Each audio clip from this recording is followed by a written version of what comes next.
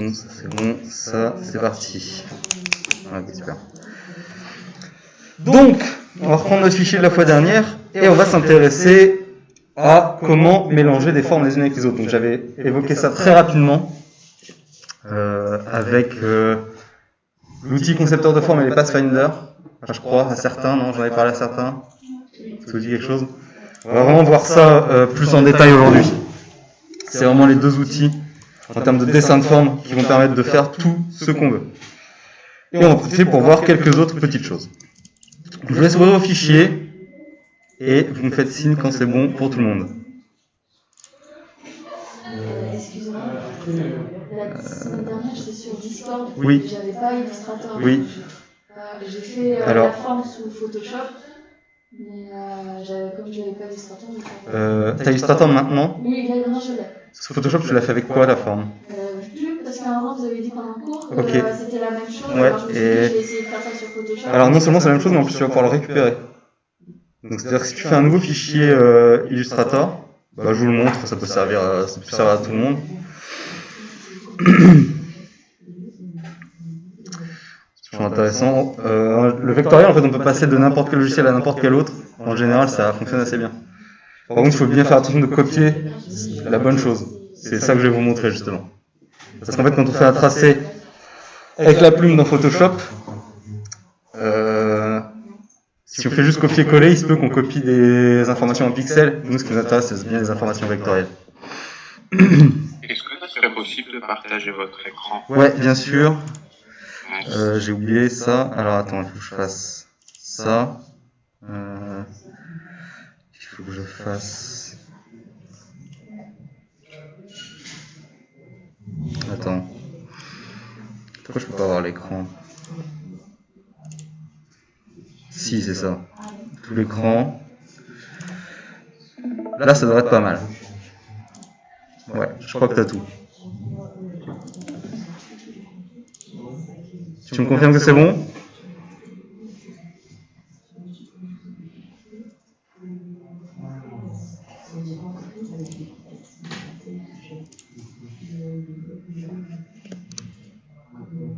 Bon, on va dire que c'est bon.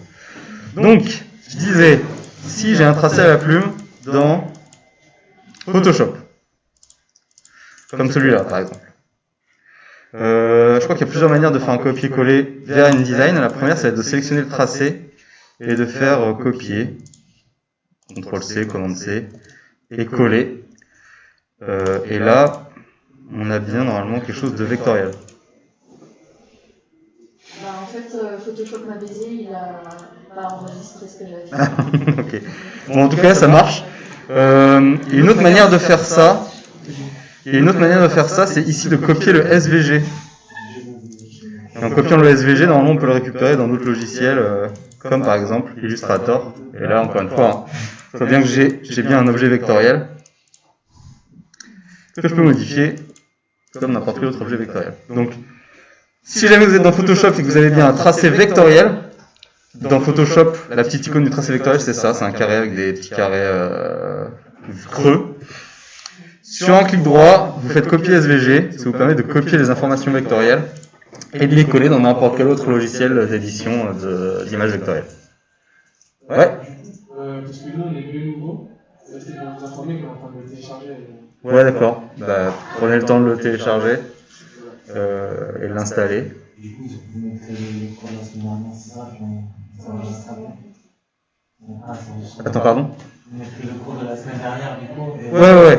Je l'aurai en vidéo, parce que j'enregistre tout systématiquement. Et pour travailler aujourd'hui, je vous inviterai à récupérer un fichier qui est sur le cloud, vous le récupérez de quelqu'un, je sais pas, n'importe qui. Ça fera l'affaire. Ça fera l'affaire. Bon, ça c'était pour récupérer. Bah du coup, toi, pareil, tu récupères un fichier de quelqu'un d'autre et puis on va s'en sortir. Il n'y a pas de problème.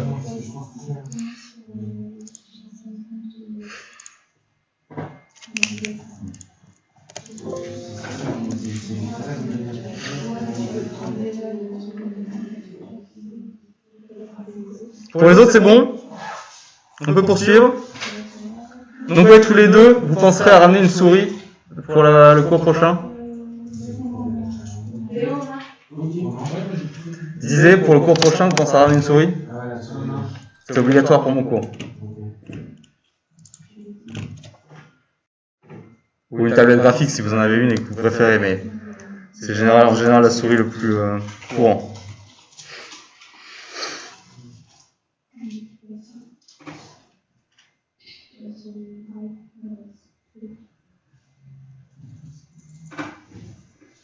C'est bon? Je peux reprendre?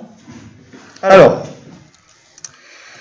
donc je disais, on va utiliser le Pathfinder et le concepteur de forme pour arriver à nos fins. Là, j'ai bien un truc complètement vectoriel, c'est ça le but. Ça, c'est mon image de départ bitmap. Et ça, c'est mon étape intermédiaire. Alors, je vous avais conseillé, pour toute la forme extérieure, de faire un tracé, faire un contour. D'accord? Pour pouvoir mêler ce contour aux autres formes, qui ici sont des formes du coup plus pleines. D'accord? Là, c'est un contour, là, c'est plus une forme pleine. Si je la remplis, ça a cette tête-là. Hein. Ok. On va devoir avoir le même style d'objet. Donc, c'est-à-dire que moi, dans l'idéal, ce que je voudrais, c'est transformer ce tracé, qui est ici, en forme remplie. D'accord? Que cette épaisseur, en fait, elle soit vraiment présente en termes de tracé, que ce soit pas un contour avec une grosse épaisseur. Donc, pour faire ça, c'est très simple. C'est un des outils les plus utiles d'Illustrator, et je sais pas pourquoi, c'est un des outils qui n'a pas de raccourci. Ce qu'on va lui faire à cet objet, c'est objet, tracé, vectoriser le contour. Objet, tracé, vectoriser le contour permet de transformer n'importe quel contour en tracé, justement. D'accord?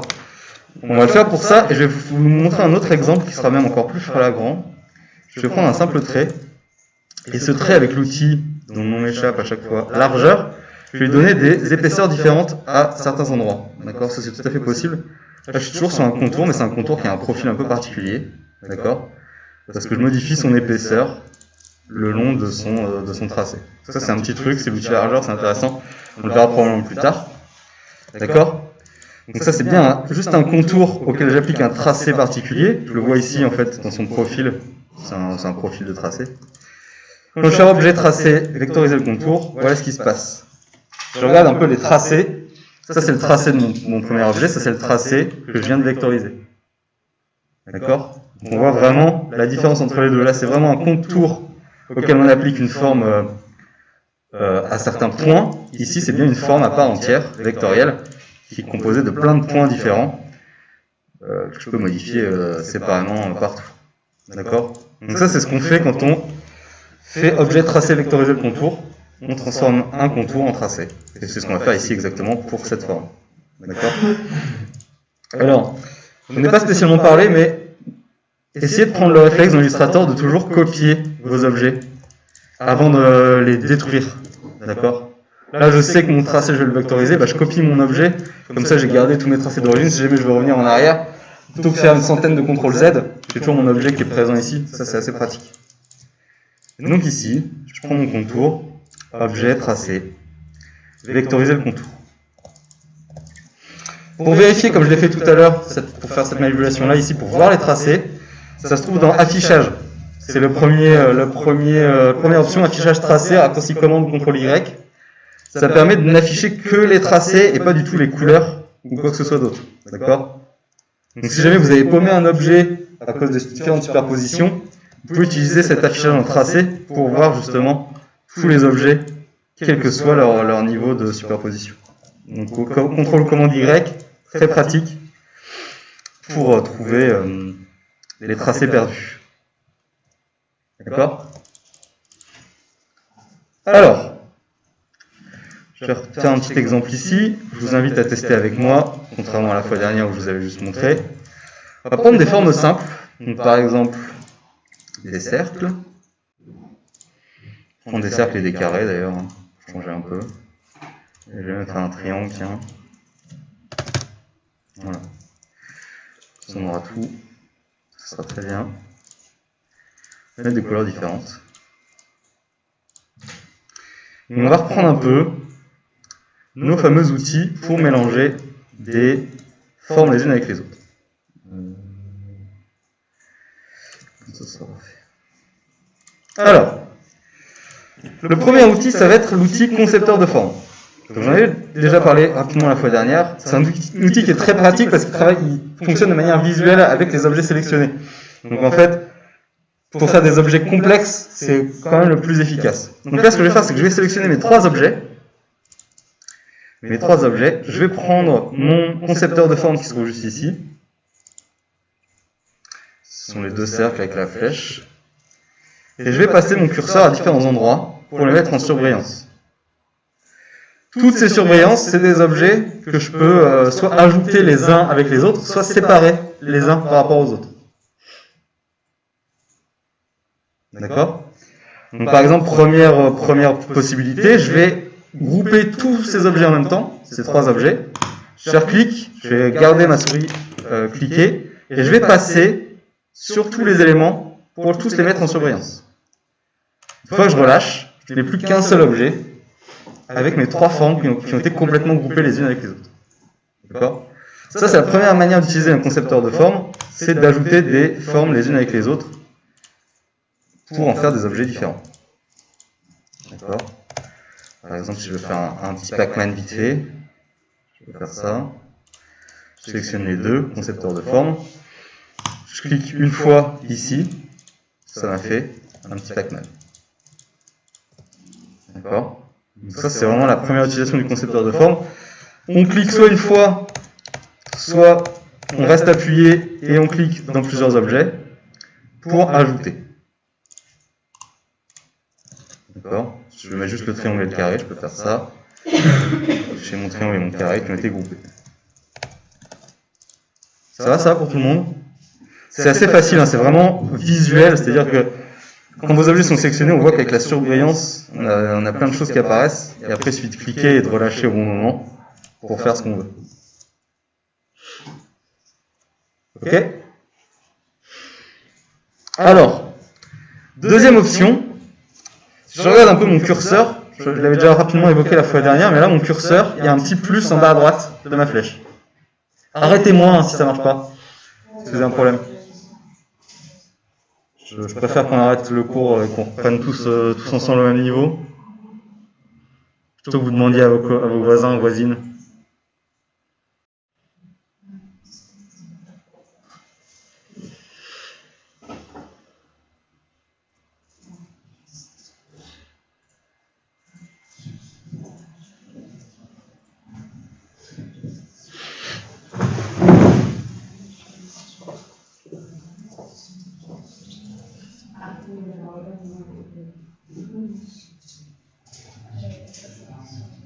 Alors, la première étape, c'est d'abord de sélectionner toutes les formes. Ça, c'est très important. Il faut prendre la flèche noire. C'est la première. Et soit sélectionner toutes les formes avec Shift. Ça, c'est vrai que j'ai oublié d'en parler. Juste Shift, c'est la touche au-dessus de contrôle. Là, tu peux faire Shift et cliquer sur toutes les formes une à une pour les ajouter à ta sélection. Voilà. Et là, le triangle également, parce que tu l'as désélectionné en continu. Voilà. Ça, c'est la première possibilité. La deuxième possibilité, c'est de faire une zone de sélection. La zone de sélection elle est très pratique, je vous montre comment ça marche. Quand vous êtes en flèche noire ici, vous pouvez tracer une zone n'importe où. D'accord, là on voit il y a des petits pointillés qui apparaissent. C'est pas très évident, mais il y en a. Et en fait, quel que soit, s'il y a juste une toute petite partie de n'importe quel objet dans cette zone de sélection, l'objet va être sélectionné. Parce que de toute façon, la flèche noire ne permet pas de sélectionner autre chose que des objets entièrement. Donc là, si je sélectionne tous mes objets, je clique, je reste appuyé, je fais une zone de sélection, et tous mes objets sont sélectionnés. Ça va? Ça, c'est vraiment la manière la plus simple de sélectionner un groupe d'objets, un ensemble d'objets. Il faut les grouper aussi, mais ça, c'est un autre problème, on verra plus tard. Et donc maintenant, effectivement, que les objets sont sélectionnés, je peux prendre mon concepteur de forme et m'amuser avec. Okay. Donc je disais, mon concepteur de forme, par défaut, il est en ajout. Si je regarde mon curseur, il y a un petit plus en bas à droite. D'accord? Si j'appuie sur Alt ou Option sur mon clavier, ce plus se transforme en moins. Et donc tant que j'ai Alt appuyé, mon concepteur de forme va être en mode suppression. Donc là c'est l'inverse. Hein. Si je clique quelque part, l'objet en surveillance va être supprimé. D'accord? Et je peux faire pareil, du glisser-déplacer, pour supprimer plusieurs objets. C'est toujours possible. Ça va? Donc ça, très important, Alt ou Option, En fait, ça marche pour beaucoup des outils d'Illustrator, c'est l'outil alternatif. Donc quand on est en ajout par défaut, bah forcément, en Alt, on est en suppression. On peut jongler comme ça avec les deux pour faire des formes comme on le souhaite.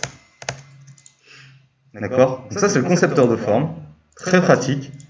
Très pratique, mais surtout pour des objets complexes. Parce qu'en fait, si vous n'avez que deux objets, utiliser le concepteur de forme, c'est un peu overkill. C'est-à-dire que là, si je veux faire juste un trou carré dans mon cercle, d'accord? Je prends le concepteur de forme, enfin, sélectionner les deux, prendre le concepteur de forme, appuyer sur Alt, cliquer, ça fait un trou, ça marche.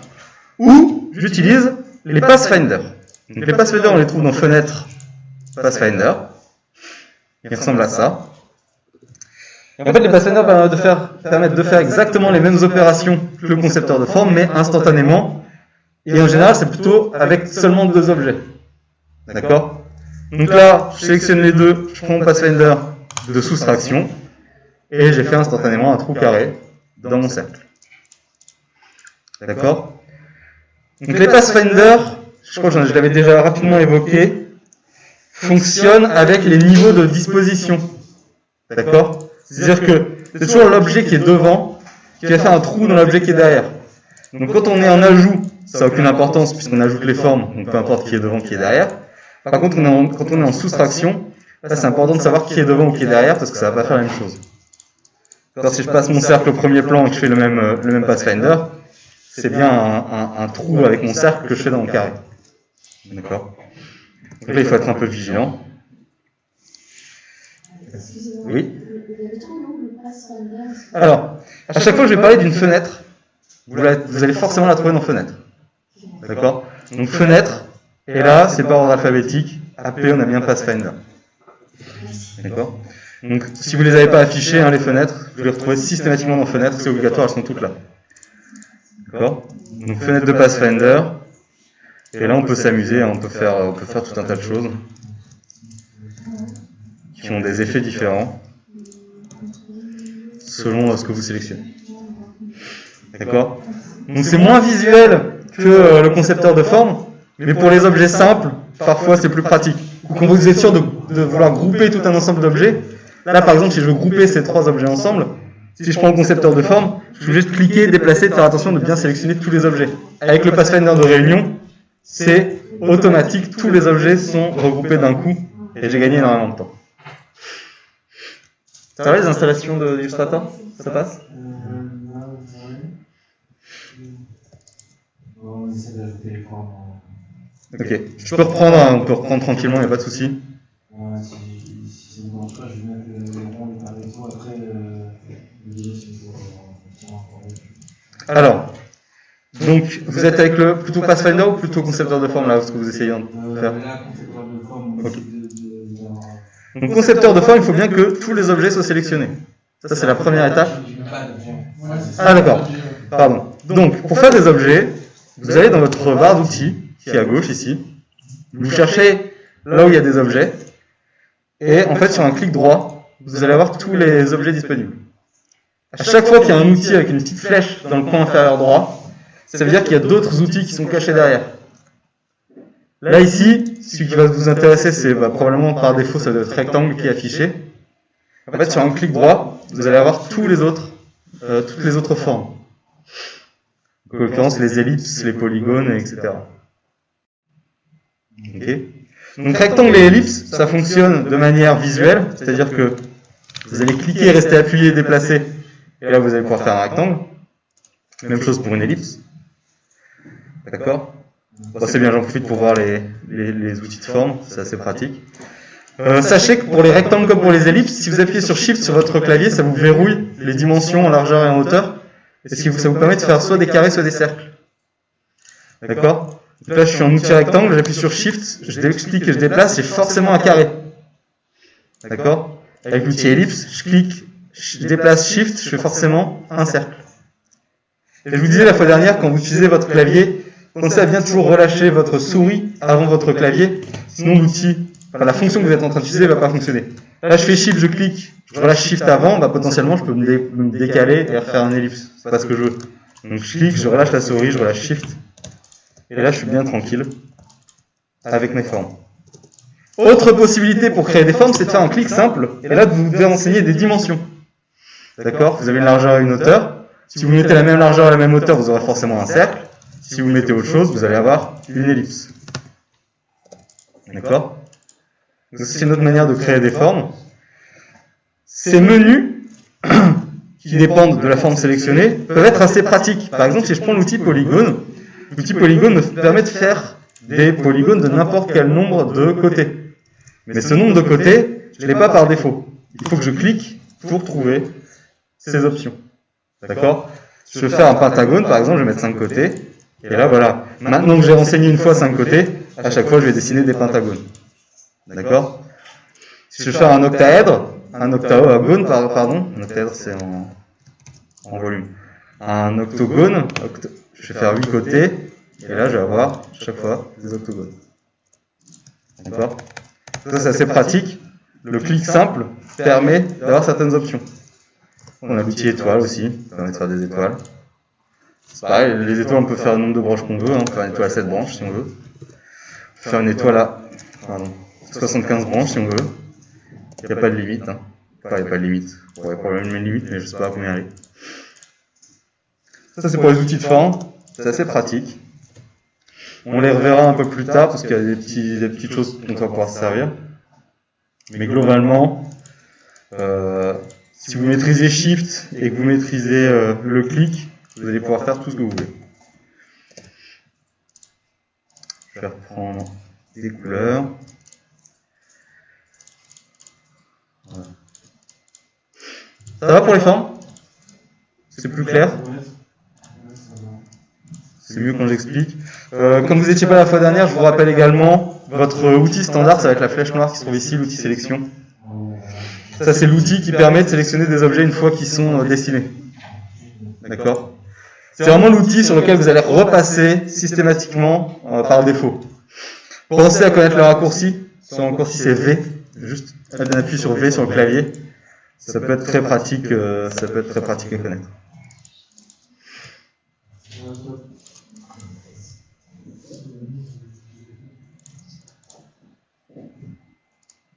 Je ne vais pas parler des poignées, hein, mais quand vous avez un objet sélectionné, les poignées vous permettent de redimensionner, mais aussi de le tourner. C'est un peu particulier pour tourner un objet. Il ne faut pas être directement sur la poignée, il faut être légèrement à l'extérieur. Là, c'est une poignée de redimensionnement. Je me décale un petit peu, là, c'est une poignée de rotation. Et vous voyez que la distance sur laquelle elle est disponible, elle n'est pas immense. Donc il faut vraiment... D'où l'intérêt aussi d'avoir une souris, c'est qu'on est quand même plus précis pour faire ce genre d'opération. Pour tourner, sinon vous avez aussi votre barre de contrôle qui contient des options de rotation quelque part normalement. Je dois être caché dans transformation, voilà. Ici on est en degrés, on peut mettre des valeurs en degrés, c'est assez pratique. 30 degrés par exemple, voilà. On a aussi l'outil rotation, l'outil rotation on le verra une autre fois, peut-être même aujourd'hui si on a le temps on verra. Ça permet de faire des choses un peu sympas. Avec la combinaison d'autres outils. Donc, c'est bon pour les sélections, là ça va, vous en sortez un peu plus. Je reprends avec mes 3 formes, concepteur de forme. Donc là, le concepteur de forme, quand mes formes sont sélectionnées, je peux passer en surbrillance, d'accord, et je peux faire un clic plus glisser pour ajouter des formes les unes avec les autres.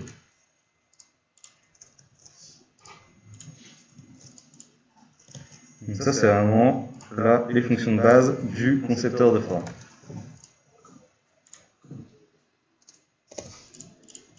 Ces formes sont automatiquement séparées les unes des autres. Ça va même faire ce genre de choses. Et outil alternatif du concepteur de forme, avec Alt sur le clavier. Avec Alt, je peux supprimer des formes dans cet ensemble de formes. Voilà. Je vais l'imprimer sur une toile, vous avez un tableau d'art contemporain à 50 000 €.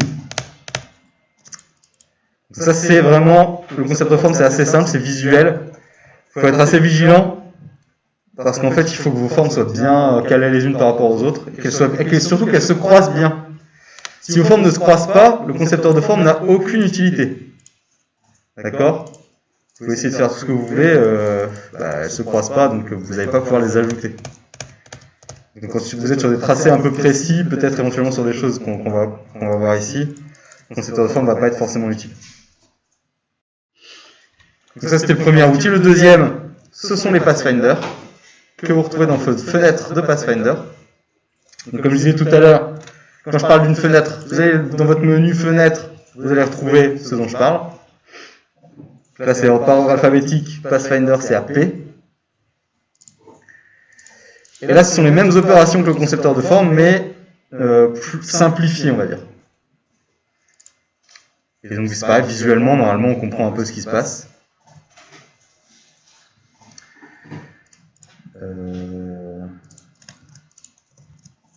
Il est nouveau celui-là. Donc ça va vous tester. Ça fonctionne surtout avec deux objets, à l'exception de la réunion qui fonctionne avec autant d'objets qu'on veut.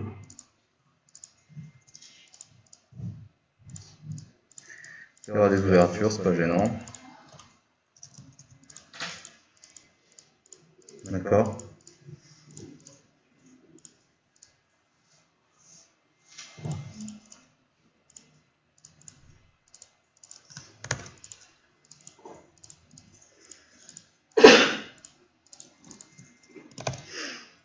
Ça, c'est pour comment ajouter les formes les unes par rapport aux autres.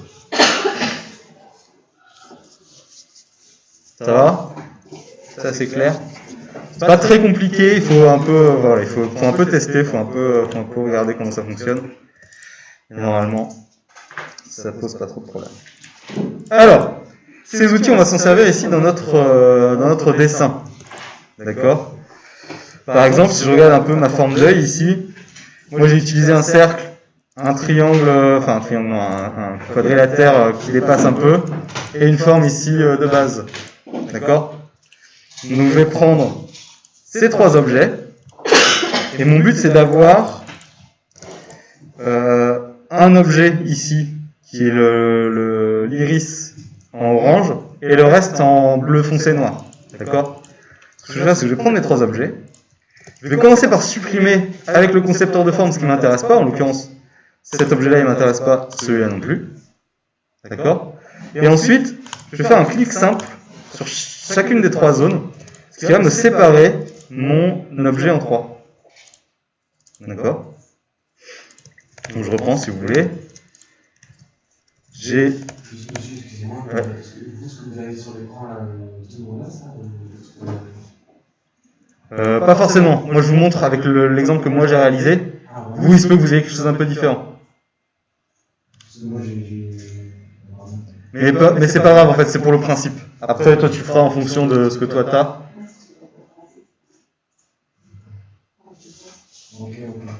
Ah, vous avez récupéré que l'image de base? Ok, parce qu'en fait, quand je disais tout à l'heure récupérer en fait sur le drive, je disais carrément récupérer le travail de quelqu'un d'autre en fait. En Illustrator, où vous aurez un tracé justement. Comme ça, vous expérimentez avec la forme. Prenez, je sais pas moi, celui de Léa par exemple, il a l'air bien. Il a l'air d'avoir des trucs qui dépassent et tout, ça peut vous servir. Alors, je reprends ici pour ma forme par exemple. Donc je disais, moi ce qui m'intéresse ici, c'est de d'effacer certaines choses. Comme par exemple ce demi-cercle ici, enfin ce morceau de cercle ici, je l'enlève avec Alt plus clic. Et le petit bout qui dépasse, pareil, il ne m'intéresse pas, Alt plus clic. Là, je vais faire juste un clic simple dans chacune des trois zones. Ouais. Ah. David ne voit plus rien. En même temps, il est en muet, donc je ne l'entends pas.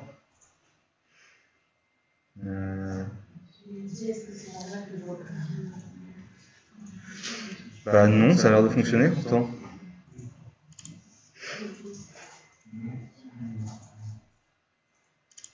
En fait, il faut qu'il se démute et après il fera... Oui, bah oui, mais...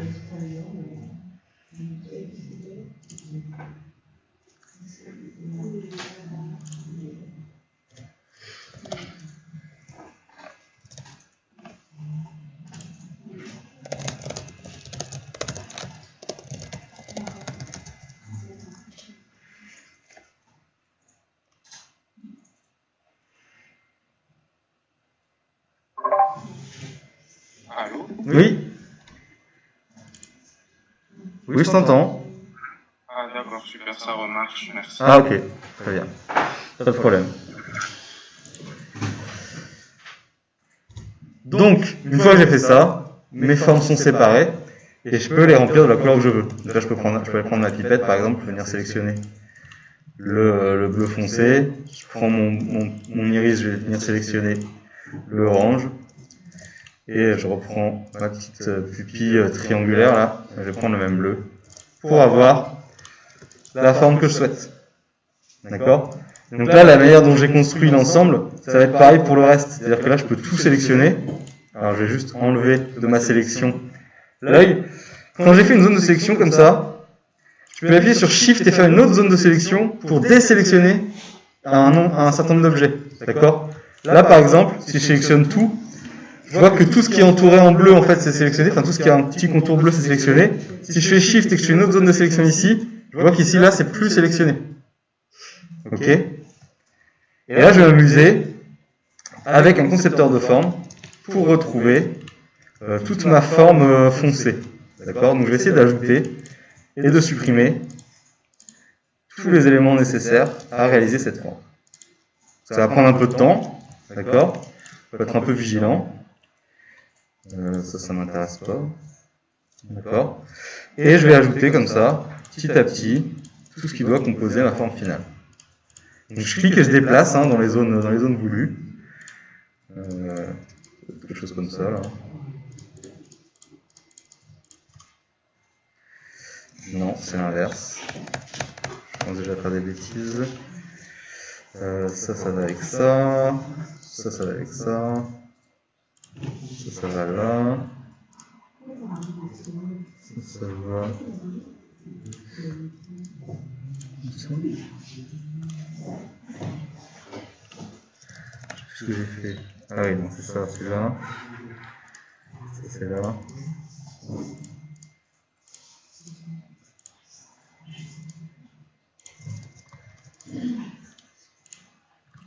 C'est comme ça. Ça fera l'affaire.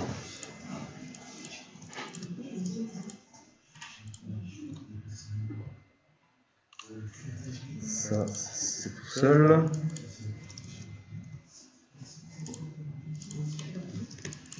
Et ça aussi.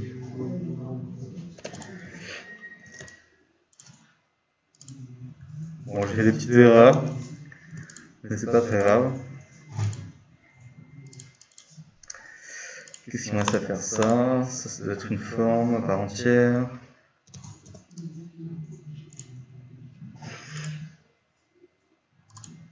Ça aussi. Oui. Oui. Je ne peux pas faire du tableau.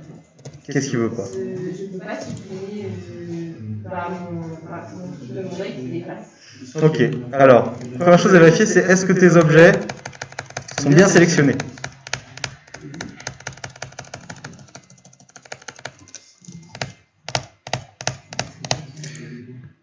Est-ce que tu as un truc qui ressemble vaguement à ça? Ouais, enfin, j'ai pas le petit chapeau qui dépasse de là, mais j'ai fait le triangle et le rond, en fait, directement. Ok. C'est pour ça. En fait, c'est probablement des phrases, c'est pas. Peut-être parce que même en dessous, il y en a un, je te dirais que c'est plus bizarre. Alors, dis-nous un peu là-dedans. Alors toi, c'est parce que tu as vectorisé tous tes tracés. Alors donc, il y a moyen de rattraper. Donc là, si tu prends ton concepteur de forme, normalement, avec axe, ligne avec tracé, qu'est-ce que tu déplaces là? Ah ouais, mais c'est ça, alors, je sais pas. Parce qu'en fait, genre ici, non, c'est pas sur celui-ci.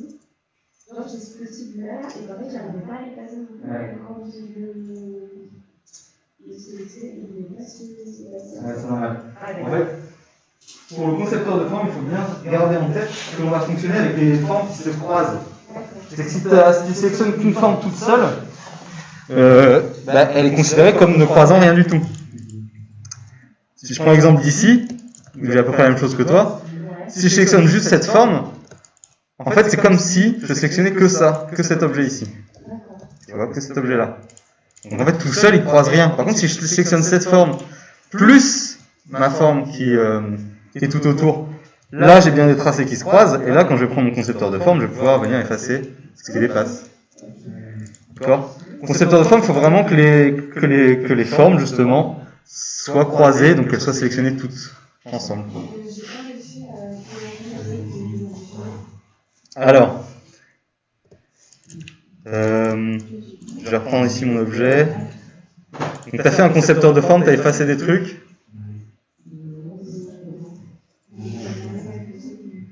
Comment ?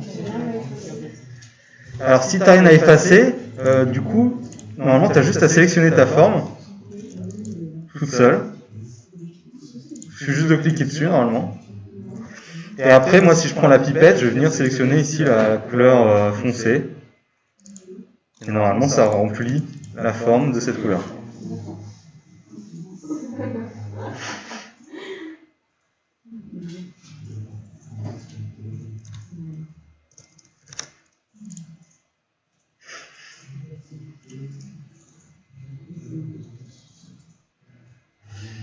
Ça va, ça marche ?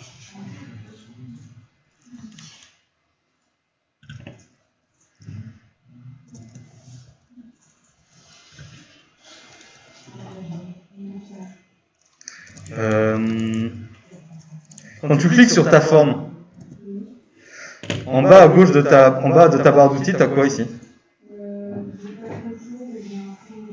Tu as un fond ? Et ça ressemble à un tracé, là. C'est pas rempli. Ok, bah alors en fait c'est parce que tu as converti aussi ce tracé-là tu as vectorisé ce tracé-là en fait. Du coup tu as ça en fait.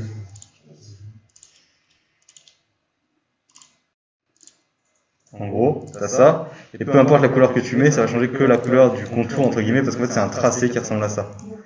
Donc là tu as plusieurs options. Soit tu annules pour revenir en arrière, soit tu peux aussi prendre ta flèche blanche, sélectionner par exemple ici un des points à l'intérieur, et venir faire effacer 2 fois.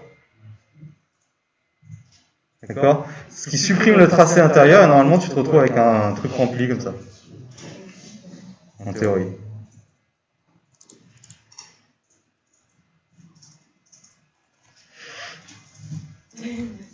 Ça marche. Non ?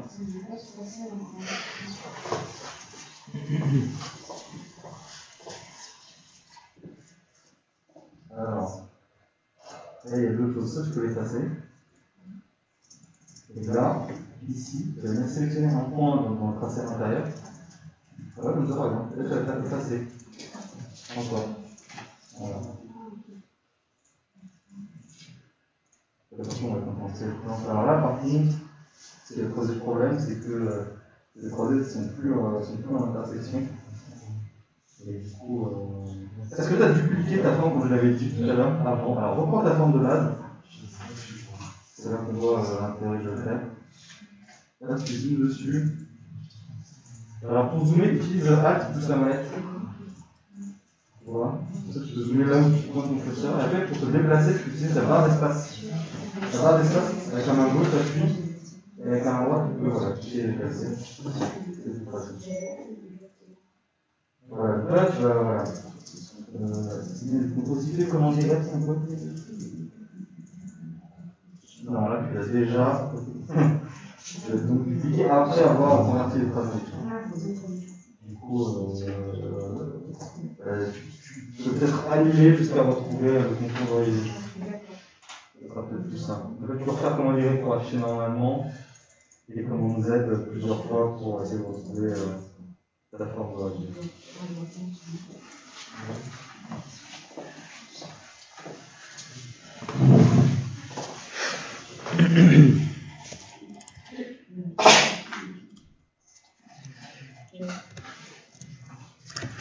Donc là, normalement, quand vous avez tous ces outils, il ne vous reste plus qu'à peaufiner vos tracés et à utiliser ces outils pour finir votre forme.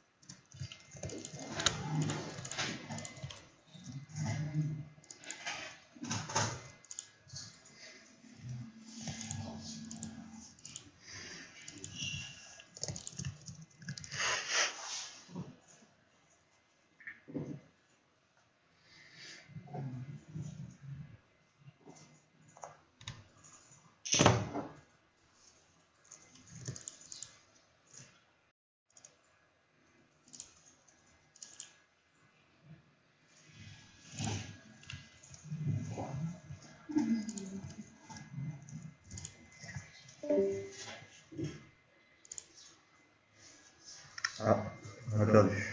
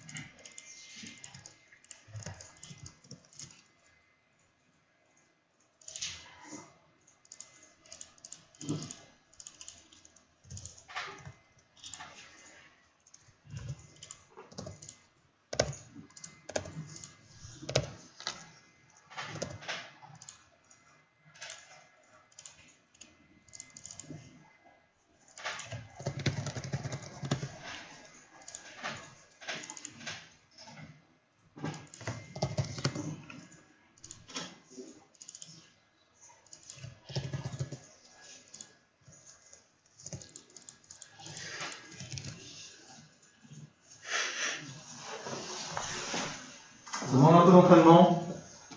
Ça va, le truc le plus intuitif du monde. Ouais. Oui, d'accord, il n'y a pas de souci. Oui, c'est pas grave. L'idéal, c'est en fait, le plus possible d'utiliser les formes de base pour avoir des courbes nettes.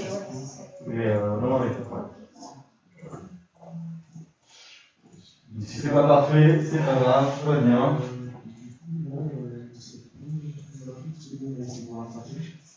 Oui, c'est pas grave, c'est pas grave. C'est peut-être compliqué de reprendre sur ça. Essayez les outils, regardez ce que ça donne, et puis de toute façon on les reprendra, souvent, on l'utilise tout le temps, donc il n'y a pas de problème. Vous avez pas regardé la vidéo de la semaine dernière, ça vous mettra un petit peu, c'est même celle de cette semaine, c'est vrai chez vous, mais en attendant c'est pas grave. Oui, non, bien sûr, c'est compliqué, je comprends. Il n'y a pas de souci. Ok, essayez avec les formes de base, mais on va passer à la suite.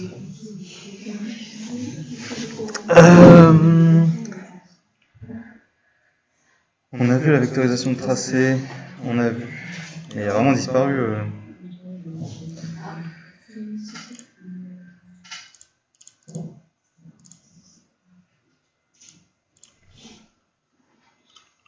Il n'est plus du tout là.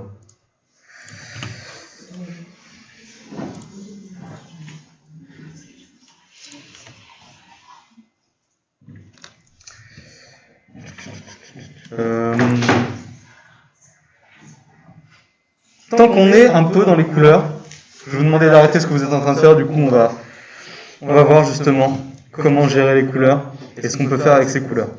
Donc, je vais tout repasser, je vais reprendre sur celui-là, qui est quand même mieux fait. Je vais enlever la couleur, on va mettre que des tracés. Voilà. Donc la couleur dans Illustrator. Donc ça, on l'avait déjà vu normalement. On sélectionne un objet.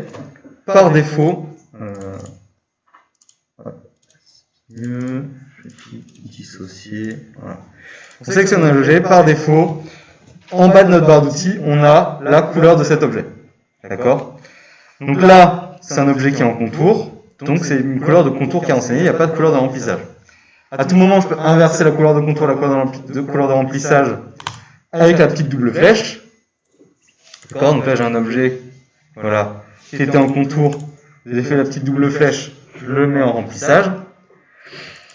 Je je peux double-cliquer sur les petites icônes de couleurs pour avoir le sélecteur de couleurs et renseigner la couleur que je veux. D'accord? Donc ça, c'est une façon de faire. D'autre part, je peux prendre la pipette qui est dans ma barre d'outils ici et sélectionner un autre objet pour prendre toutes ces fonctions, donc ces couleurs de contour, ces couleurs de remplissage et aussi ces épaisseurs de contour s'il y en a. D'accord? Par exemple, ici vous vous souvenez j'avais fait un contour avec un profil un peu particulier. Si je prends la pipette et que je clique dessus, mon objet va prendre exactement le même profil. D'accord? De contour. Donc ça fait un truc complètement bizarre, comme ça c'est normal. Si je prends un objet rempli, c'est un peu plus proche de ce que je veux faire. D'accord? Et cette pipette, je peux m'en servir aussi pour récupérer la couleur d'une image bitmap, donc une image en pixels comme ici. Là, si je vais venir cliquer par exemple ici, je vais avoir cette espèce de bleu foncé un peu partout qui vient se placer dans mon objet. Et donc comme ça, de la même manière, je vais pouvoir sélectionner les objets qui sont d'autres couleurs, comme par exemple mon iris ici. Je vais prendre la pipette et venir sélectionner, je vais prendre plutôt ici, c'est une couleur un peu plus propre. D'accord? Pour mettre cette couleur ici. Donc ça va être de cette couleur-là, ça et ça. Donc pipette raccourci I, hein, c'est pareil, si vous la connaissez, c'est assez pratique. Ça de cette couleur-là. Et il manque ici l'intérieur des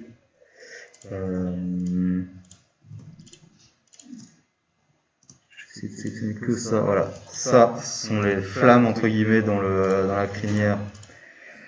Je vais les mettre orange. Et il y a aussi un objet normalement qui est ici, voilà, qui est celui-là, qui est la couleur de fond, qui va être un genre de beige. Donc là j'ai mis toutes mes couleurs. D'accord. Sauf qu'en fait, si je regarde un peu mon dessin d'origine, c'est pas tout à fait la même couleur partout sur le foncé. C'est-à-dire que là c'est vraiment noir, et là c'est un petit peu bleu foncé. Donc en fait il y a un dégradé, j'ai l'impression. Il y a une non ici, c'est bizarre. Enfin bref, il y a un truc bizarre avec la couleur. D'accord. On va regarder comment faire des dégradés dans Illustrator, c'est très simple, c'est très pratique. Alors, première option pour faire un dégradé, je vais prendre juste une ellipse ici, un cercle, d'accord. Je vais prendre l'outil dégradé qui se trouve ici dans ma barre d'outils et je vais ouvrir en parallèle ma fenêtre de dégradé. D'accord, donc j'ai besoin de deux choses, j'ai besoin de l'outil dégradé et j'ai besoin d'aller dans fenêtre dégradée pour afficher cette fenêtre de dégradé. D'accord? Ça va pour tout le monde ça? Quand je vais cliquer dans la première case ici de ma fenêtre de dégradé, je vais appliquer le dégradé par défaut qui est un dégradé du blanc au noir qui va se placer de gauche à droite dans mon cercle. Ok? D'accord? Sur mon cercle va s'appliquer une barre qui correspond en fait à mon dégradé. Donc cette barre, il y a plusieurs poignées, il y en a une à gauche, une à droite pour la couleur, il y en a une au centre pour la transition, et après il y a d'autres petites poignées qui permettent de définir le début et la fin du dégradé.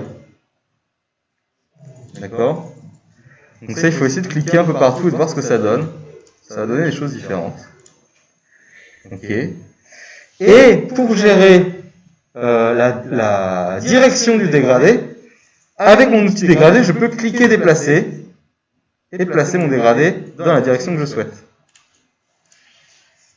D'accord? Donc là, je suis en outil dégradé, j'ai un dégradé qui est appliqué, je clique et je déplace et je peux placer mon dégradé dans une direction ou dans une autre.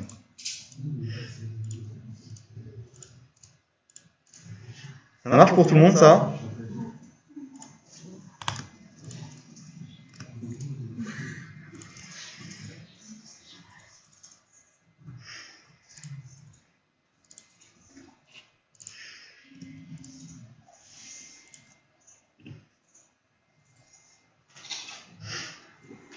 Arrêtez-moi et on reprend ensemble hein, si ça marche pas.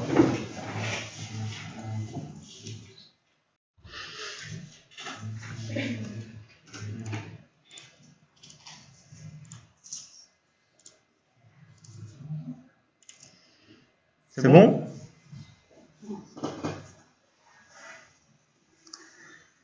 La prochaine fois que je vois quelqu'un demander à son voisin ou à sa voisine plutôt que de me demander à moi, je lui jette des objets au visage. Je ne vise personne. Oui, c'est bon, j'ai réussi. Ouais. C'est normal si vous ne réussissez pas, hein. Enfin, vous êtes loin de maîtriser Illustrator pour l'instant, vous me demandez, on voit ensemble et c'est très bien. Donc ça c'est pour la gestion de base du dégradé. Pour gérer les couleurs, on va venir dans notre fenêtre de dégradé, double-cliquer sur les petites poignées où se trouvent les couleurs. Et là on a trois manières de choisir des couleurs, d'accord? Soit une palette de couleurs, soit le nuancier qui va contenir les couleurs que vous avez dans votre nuancier. D'accord, donc là, mon nuancier est rempli, je peux choisir des couleurs dedans, c'est pratique. Je vais mettre jaune, voilà, parfait. Et vous pouvez également cliquer à n'importe quel endroit sous cette barre de dégradé pour ajouter des couleurs. D'accord, donc je vais rajouter du vert ici. Je peux cliquer sous ma barre de dégradé pour ajouter une couleur. Et juste en dessous, vous avez des options un peu plus précises pour les emplacements, notamment des couleurs, et les opacités. Si jamais vous voulez faire des dégradés transparents, c'est possible aussi. Par exemple, je vais partir d'un rose à 50% en transparence, un vert à 100%, un jaune à 10%. Et là, je vois que si je place cet objet par-dessus d'autres, j'ai bien une transparence qui a été appliquée. D'accord ? Moi, quand je clique sur le truc des dégradés de couleurs, j'ai pas de couleur en fait. Quand vous cliquez... Ah, attendez, vous êtes en outil dégradé, vous avez cliqué ici, vous n'avez pas de dégradé? Vous n'avez pas de couleur? Ouais. Quand on clique sur le petit bouton blanc là, ouais, ici. Et bah nous, moi j'ai pas de couleur. Même dans le nuancier ici? Ouais, nuancier, j'ai rien. Alors ici dans couleur, vous allez venir dans couleur et en haut à droite vous avez un bouton de menu, vous allez passer en RVB. Là normalement vous devriez pouvoir récupérer des couleurs. Donc ça c'est parce que vous avez probablement ouvert directement un fichier bitmap avec Illustrator, ce qui fait que par défaut c'est en niveau de gris et vous n'avez pas le nuancier. Mais là avec RVB normalement vous récupérez toutes les couleurs dont vous avez besoin. Ouais, c'est bon.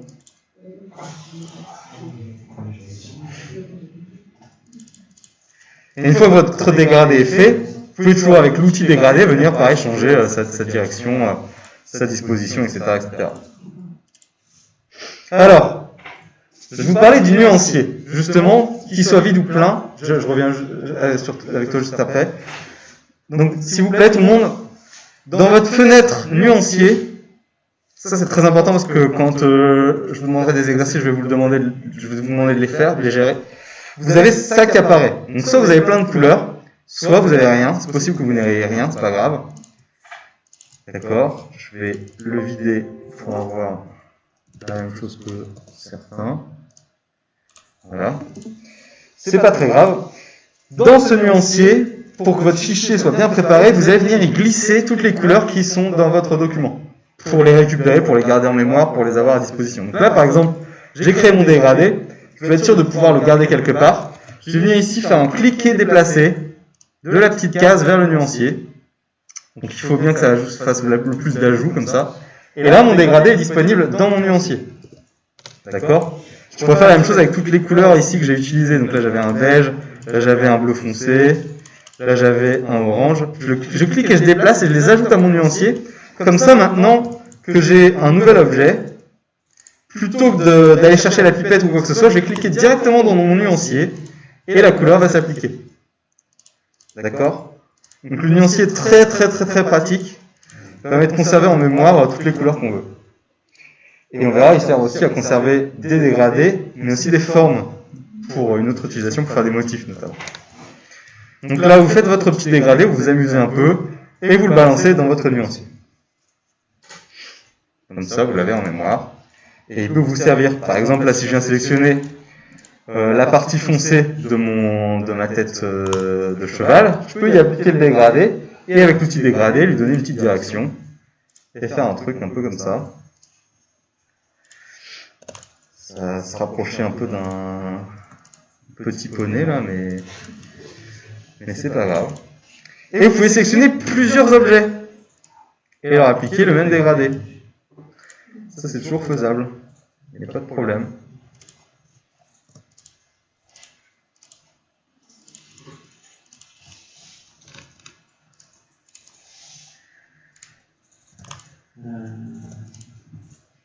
Voilà.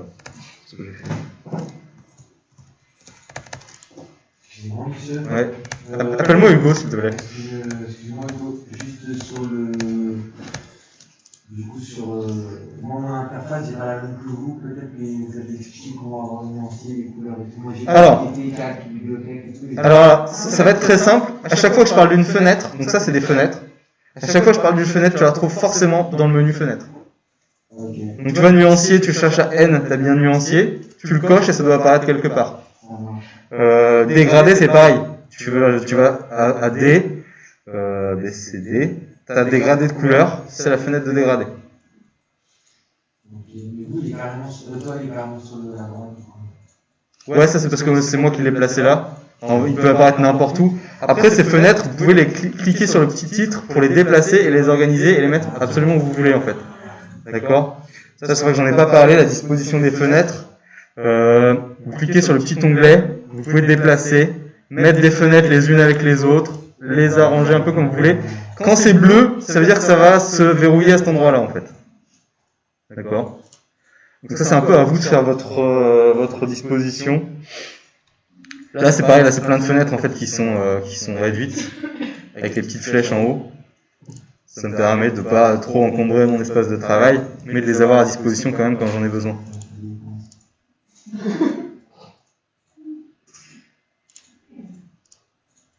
J'ai perdu la colonne de droite qui s'est transformée en petite fenêtre. Ça là ? Ouais. Alors ça fait ça ? Non, pas exactement, je sais pas comment dire. J'ai plein de petites fenêtres et j'ai perdu le truc là, le truc. Attends. Là. Qu'est-ce que je fais? Ah, c'est pas grave. Dans ce cas-là, tu prends n'importe laquelle. Oui. Alors, ça vraiment, depuis le petit onglet dégradé, donc tu cliques sur le lien qui est écrit dégradé, tu vois. Ouais. Et là, tu vas cliquer, rester appuyé, et essayer de la balancer sur la droite. Tu vas avoir une barre bleue normalement au moment où tu vas s'afficher. Vas-y, encore à droite, encore à droite, encore à droite. Voilà, là. Ah oui, d'accord. Et là, ça peut créer Ok, des ok. problèmes. Donc vraiment, ouais, il faut gérer ça avec le petit titre de la fenêtre. D'accord, et vous pouvez les placer où vous voulez. Ça peut être assez pratique. Après, il y a d'autres petits, des petits boutons, par exemple. Quand vous êtes ici sur, par exemple, la fenêtre de transparence, il y a une double flèche ici qui permet d'afficher plus ou moins d'options. D'accord ? Et en haut à droite de chaque fenêtre, normalement, vous avez aussi un menu burger qui permet d'afficher ou de masquer des options et d'avoir d'autres options. Donc c'est très complexe, hein, il y a beaucoup de choses, et c'est normal. Ça permet vraiment de gérer ça comme on veut. Pardon, je suis en train de surchauffer. Enfin, pas moi, mon ordi. Sinon, c'est bizarre. C'est bon, ça. C'est pas grave, on va faire ça. Voilà, ouais. Donc, le dégradé. Là, ce qu'on a fait, c'est qu'on a fait un dégradé linéaire. D'accord ? C'est-à-dire que... Ah oui, pardon, ça aurait été une question. Tu n'as pas les couleurs ? Alors, ce que j'ai dit tout à l'heure, c'est que quand tu n'as pas les couleurs, tu vas venir ici double-cliquer sur une des couleurs, et ici te passer en mode couleur. En haut, tu as une petite palette. C'est dans ta fenêtre de dégradé ? Là, tu vas double-cliquer sur un des ronds. Et normalement, tu as une nouvelle fenêtre qui apparaît. Tu parles plus fort parce qu'avec le masque, on n'entend absolument rien. Ouais, très bien. Et là, en haut de cette fenêtre, tu as un petit menu, tu vois. Là, tu vas dire RGB, dans la grille pour les couleurs. Et là, il suffit de voir, par exemple, cliquer n'importe où, pour récupérer les couleurs. Voilà. Après, tu cliques en dehors, normalement, ça va revenir. Voilà. Donc après, pour l'appliquer à ton objet, il faudra bien enregistrer ton dégradé dans ton nuancier, cliquer sur ton cercle et cliquer sur ton dégradé pour l'appliquer. Donc je disais, ça c'est un dégradé linéaire. Tout en haut de votre fenêtre de dégradé, vous avez différents types de dégradés. D'accord ? Donc le premier c'est linéaire, le deuxième c'est radial. Donc la radiale c'est à partir d'un point et ça va aller de manière circulaire. Ce point peut être n'importe où, hein, vous n'êtes pas obligé de faire un dégradé radial à partir du centre d'un objet. Vous pouvez le faire à partir de là où vous voulez, il n'y a pas de problème. Même en dehors de votre objet, hein, ça peut faire des choses intéressantes. Et la dernière option, c'est un dégradé de forme libre, où là vous allez pouvoir placer des zones à l'intérieur de votre forme et choisir leur couleur et leur force, entre guillemets. Donc là c'est pareil, sur ces cercles, vous voyez que c'est les mêmes cercles que dans le dégradé radial, linéaire, pardon. Au double clic, vous récupérez la possibilité de changer ces couleurs.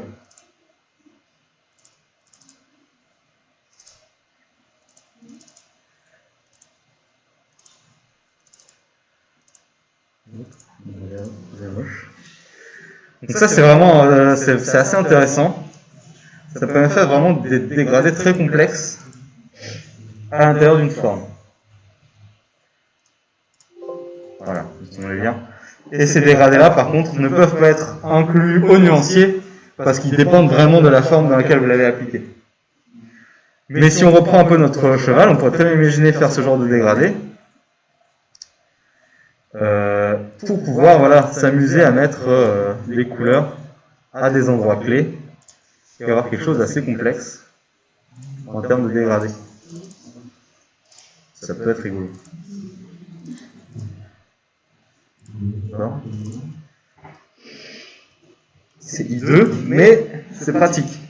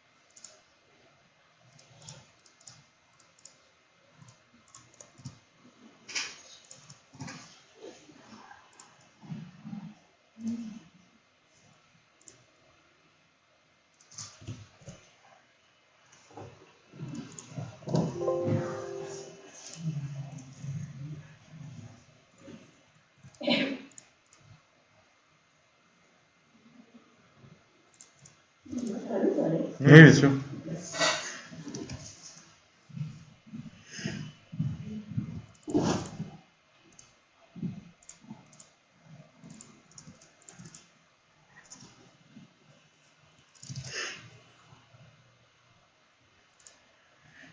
Ah, revenu.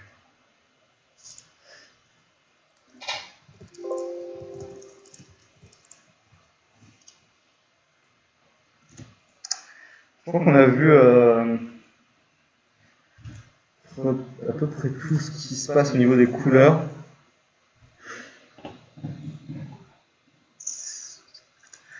Je vais juste voir un dernier truc. J'attends qu'elle soit revenue.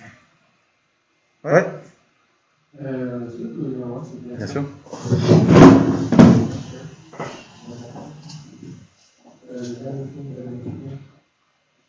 Ouais, c'est ça. Alors ça c'est parce que ta forme elle est séparée en deux.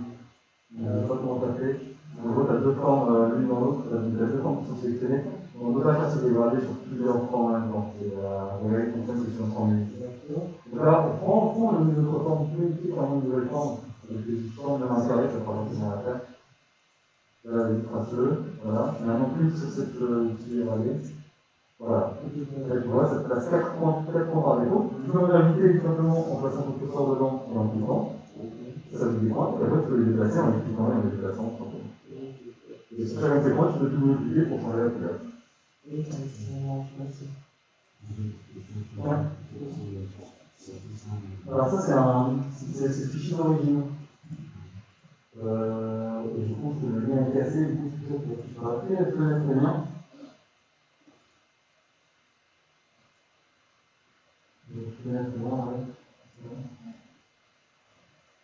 Voilà, tu vois, là il m'indique que sur cet objet il y a bien un lien, mais qui n'existe pas. C'est bien l'image d'origine en fait dont on s'est servi, celle que tu avais ouverte tout à l'heure. Là, je peux les passer.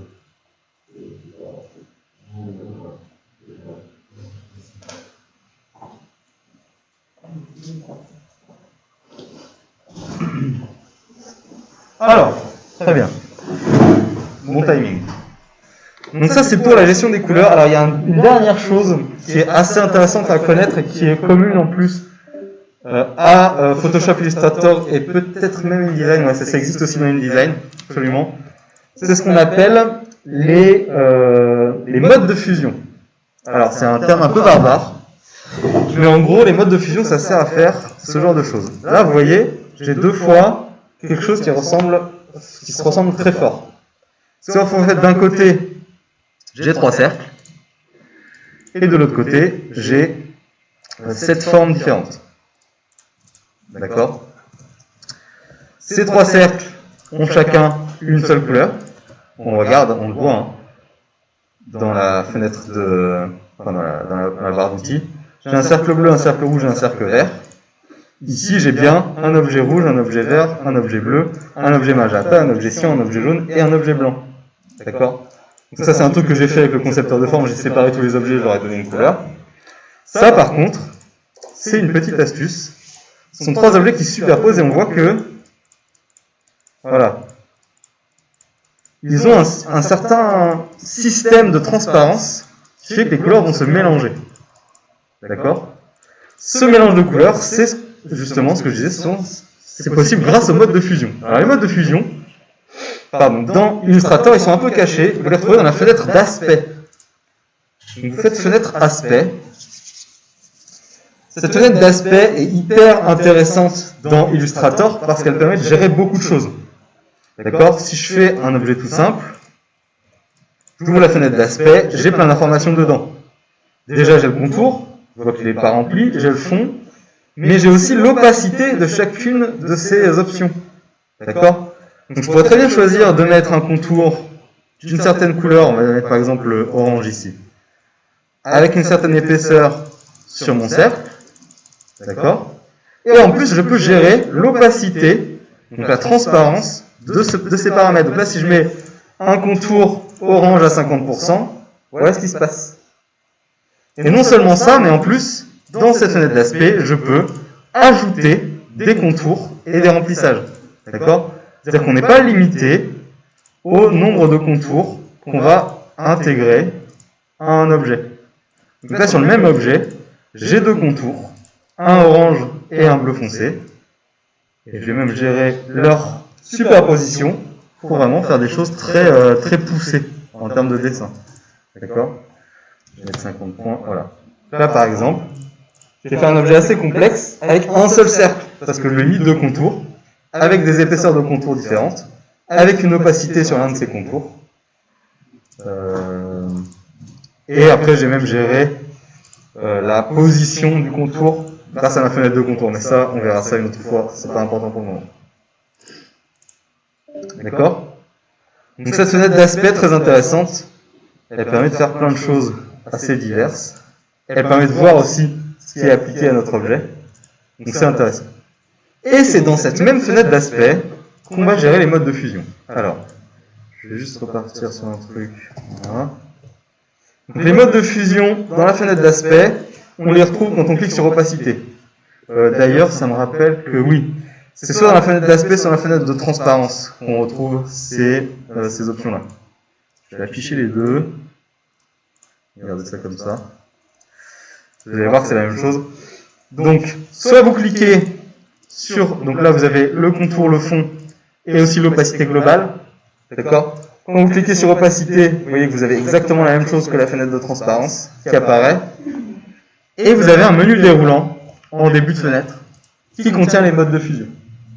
D'accord? Ces modes de fusion, il y en a toute une quantité. Ils ont des paramètres différents. Les plus importants, les deux plus importants, ça va être produit et superposition. Produit et superposition, c'est les deux modes de fusion qu'on va utiliser le plus souvent. Et ils vont être comment je vais dire, ça va être l'inverse l'un de l'autre en fait. C'est-à-dire que en superposition, vous allez travailler en mélange de couleurs style RVB et en produit, vous allez travailler en mélange de couleurs plus style CMJN. Ça va comment dire, impacter un certain nombre de paramètres. Notamment, donc là par exemple, pour cet objet ici, j'ai mes trois objets des trois couleurs primaires RVB, d'accord? Donc les modes de couleurs, c'est un truc un peu particulier, c'est ce qui permet de l'affichage de couleurs en impression ou sur écran. Donc en RVB, on est plutôt orienté écran. Mon fichier est bien en RVB, j'ai mes trois couleurs primaires RVB, les trois objets sont en mode de fusion superposition, et donc les couleurs vont se mélanger de manière à fonctionner comme des couleurs RVB, comme si j'éclairais vraiment un fond blanc avec ces lumières de trois couleurs différentes. D'accord? Donc on voit bien que rouge plus vert plus bleu ça donne blanc, rouge plus vert ça donne jaune, vert plus bleu ça donne cyan, et bleu plus rouge ça donne magenta. Comme enfin voilà, c'est les paramètres physiques de la lumière qui fonctionnent comme ça. D'accord? En produit, ça va faire complètement l'inverse, c'est-à-dire que ça va rendre les choses plus foncées. Et en fait, on utilisera le mode produit plutôt pour afficher du noir en transparence sur un autre, enfin d'un objet par rapport à un autre, en rendant les pixels blancs transparents. Je vais essayer de m'expliquer grâce à mon objet de départ.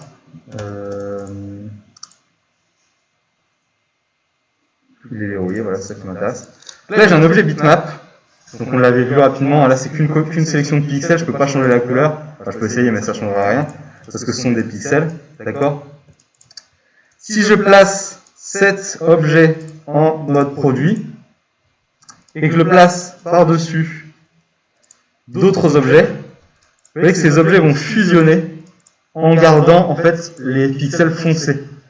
On voit les pixels blancs restent transparents, on voit que là j'ai un fond blanc, peu importe où je le place, ça reste transparent. D'accord? Par contre, les pixels foncés vont eux se mélanger aux autres pixels. Donc là, mon objet est vraiment par devant tous les autres. Hein. D'accord? Je le passe en mode produit. Le blanc est parfaitement transparent. Les autres pixels sont mélangés selon leur niveau de luminosité par rapport aux autres objets. D'accord? C'est un peu particulier.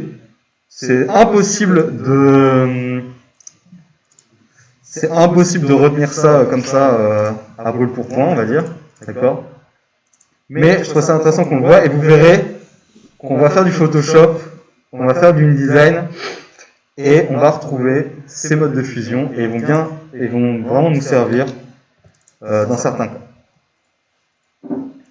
Voilà, donc ça c'était pour la couleur. J'ai pas parlé de l'opacité, enfin j'ai parlé rapidement de l'opacité, mais l'opacité c'est toujours en pourcentage de 0 à 100. Donc à 0 c'est parfaitement transparent. Je vais ici. 0 c'est parfaitement transparent, 100 c'est parfaitement opaque, et entre les deux, forcément, c'est une certaine quantité de transparence. Ça va? C'est un peu flou, hein, c'est normal. En plus, je vous ai pas montré, mais des modes de fusion, il y en a une quantité improbable. Très honnêtement, il y en a dont on va jamais se servir, parce qu'ils ont des effets vraiment très particuliers. Il y en a qui peuvent être intéressants, notamment le mode de fusion de couleurs, qui permet de donner la couleur d'un objet à un autre objet par transparence. De toute façon, les modes de fusion, c'est bien dans Illustrator qu'on va le moins les utiliser en fait. Parce que comme on travaille avec des objets vectoriels, normalement, la couleur, on la gère directement dans Illustrator, et la superposition, la transparence, c'est pareil, on la gère directement avec les couleurs. C'est vraiment pas un truc qui va être très efficace dans Illustrator, les modes de fusion. Je voulais ajouter quelque chose. Oui, si. Parce qu'en fait, je parle de couleurs. Ce dont je vais parler juste maintenant, ça participe en partie à de la couleur, donc je vais vous le montrer. Là, j'ai tous mes objets qui sont séparés. D'accord? C'est très bien, mais quand je veux les déplacer, je suis obligé de tout sélectionner et déplacer en même temps, ce qui peut ne pas être pratique finalement. D'accord? Parfois, j'ai besoin qu'un objet soit groupé. Pour faire ça, c'est hyper simple dans Illustrator. Vous retrouvez sur un clic droit l'option pour associer. D'accord? Donc, je vais sélectionner plusieurs objets, en l'occurrence tous mes objets ici. Je fais un clic droit associer, qu'on retrouve aussi dans Objet, ici, associer, raccourci commande ou CTRL-G. Une fois que ça c'est fait, je peux cliquer sur n'importe quel objet, et quand je vais déplacer, tous les autres objets vont se déplacer en même temps, puisque les objets sont groupés. D'accord? Si je regarde ma fenêtre de calque, d'ailleurs, je vais avoir, ici, un groupe d'objets, qui va contenir tous mes objets. D'accord? Et puis les groupes d'objets, c'est très très pratique, parce que vous pouvez décider de grouper ce que vous voulez ensemble, et surtout, un groupe d'objets vous permet de faire la chose suivante. Donc vous pouvez récupérer les éléments séparés, soit dans votre fenêtre de calque, soit en double-cliquant sur un groupe d'objets. Quand vous double-cliquez dans un groupe d'objets, votre fenêtre change, c'est-à-dire qu'en haut de votre fenêtre, vous avez des nouveaux onglets qui sont apparus sous votre onglet principal, et le reste de votre document passe en transparence. D'accord? Il devient transparent clair. Parce que vous êtes dans ce qu'on appelle un mode d'isolation. Vous avez isolé un objet, tous les autres ne sont plus du tout cliquables. D'accord? Il n'y a que l'objet que vous avez, donc l'objet groupé que vous avez sélectionné qui est cliquable, et là les objets sont de nouveau séparés à l'intérieur. En fait. D'accord? Donc c'est très pratique, parce que voilà, vous êtes en mode isolation, vous travaillez sur un objet en particulier. Vous pouvez quitter cet objet simplement en double-cliquant en dehors, ou en cliquant directement dans votre barre ici pour revenir à des niveaux précédents. D'accord? Plusieurs options. Le double-clic, c'est le plus efficace. Ça permet de faire ce genre de choses. Si vous travaillez dans un objet et que vous ajoutez d'autres objets, ces objets vont faire partie du groupe. Là, je double-clique en dehors, je vois que tous les cercles que j'ai ajoutés font bien partie du même objet. D'accord? Et ça me permet de vous montrer la chose suivante. Il y a un paramètre qui est extrêmement pratique dans Illustrator qui permet de sélectionner tous les objets qui ont le même aspect que l'objet qu'on a sélectionné. Par exemple, ici vous voyez que j'ai plusieurs cercles de la même couleur et des petits objets ici qui sont aussi de la même couleur. D'accord? Je vais aller dans Sélection et je vais choisir Identique. Dans Sélection Identique, j'ai toute une série de possibilités qui me permettent de sélectionner les objets du même aspect. Donc par exemple, je vais choisir couleur de fond. Je vais sélectionner tous les objets qui ont la même couleur de fond dans l'objet qui est isolé. D'accord? Si je supprime, je vois que j'ai supprimé tous les objets qui étaient orange. D'accord? Je vais ajouter un contour ici. Un contour, je vais mettre une couleur un peu vive. Je vais mettre un contour jaune sur ces objets ici. D'accord? C'est pas un contour. Pardon. Donc, je disais un contour jaune sur ces objets. Je vais le mettre un peu plus gros, qu'on y voit plus clair. Voilà. Voilà. Maintenant, je vais sélectionner ces cercles-là. Je vais faire sélection identique, contour et fond. D'accord? Et bien là, je n'ai plus que les objets qui ont exactement la même couleur de contour et la même couleur de fond qui sont sélectionnés. Ceux-là, comme ils ont un contour jaune en plus, ils ne sont pas sélectionnés. Par contre, ici, si je fais sélection identique, couleur de contour, j'ai les trois objets qui ont un contour jaune qui sont sélectionnés. Ça va? Donc ça, c'est hyper pratique. Et donc ça fonctionne en isolation. C'est-à-dire que là, je suis à l'intérieur de mon objet. Ce orange ici, il est aussi rempli à d'autres endroits dans mon document, mais comme je suis en mode isolation, forcément, c'est pas sélectionné. Si je sors de mon objet et que je viens avec ma flèche blanche sélectionner un de ces cercles orange, je fais la même chose, sélection identique, couleur de fond. Ah bah c'est pas la même couleur. Alors, bon, moi c'est très bien, donc ça fonctionne bien. Je vais juste mettre ça la même couleur. Voilà, sélection identique, couleur de fond, voilà. Là je suis sorti de mon objet, donc je suis plus en mode isolation. Ces objets-là ont la même couleur que ces objets-là et que ces objets-là, ils sont bien tous sélectionnés. Peu importe si j'ai des objets groupés ou pas, parce que là je suis à la racine de mon document, donc je vais sélectionner tous les objets de tout mon document. D'accord? Et ça marche aussi pour les épaisseurs de contour. Qu'est-ce qu'il y a d'autre? Il y a les épaisseurs de contour, il y a aspect carrément, donc là c'est carrément si tous les paramètres de la fenêtre d'aspect sont les mêmes. Enfin bref, voilà, il y en a plusieurs comme ça. Mode de fusion, hein, on l'a vu. Là je suis en mode de fusion superposition, je fais sélection identique, mode de fusion, tous les objets qui sont en mode de fusion superposition sont sélectionnés. Cela il l'était aussi pour une raison que j'ignore. On va prendre normal. Voilà. Donc, sélection identique, mode de fusion. Tout ce qui était en superposition est sélectionné. Donc un paramètre très très puissant, surtout quand vous avez des objets un peu complexes avec plein de couleurs différentes, c'est pour vous permettre voilà, de vous sortir d'un mauvais pas. Donc voilà, je préfère parler de ça quand on parle de la couleur parce que comme voilà, c'est principalement des objets de même couleur qu'on va sélectionner, je trouve que c'est intéressant.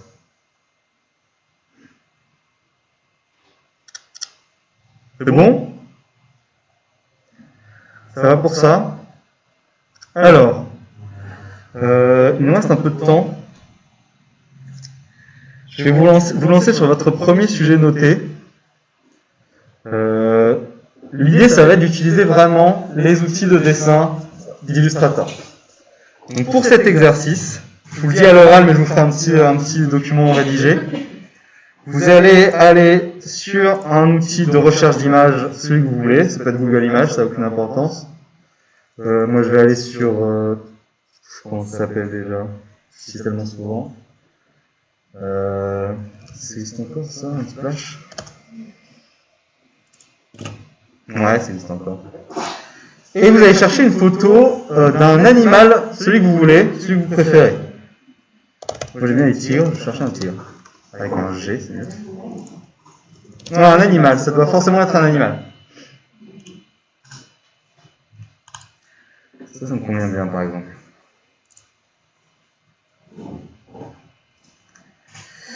Alors, on va aller maintenant.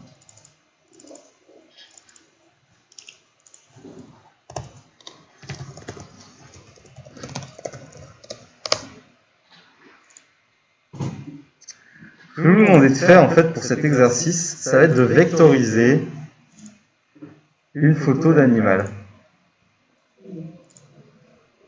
Tout simplement.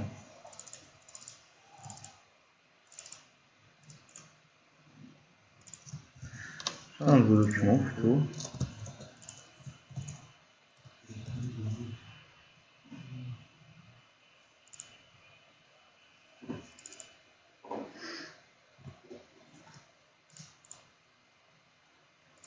Ce ne sera pas à finir tout de suite, hein, vous aurez un peu de temps pour faire ça.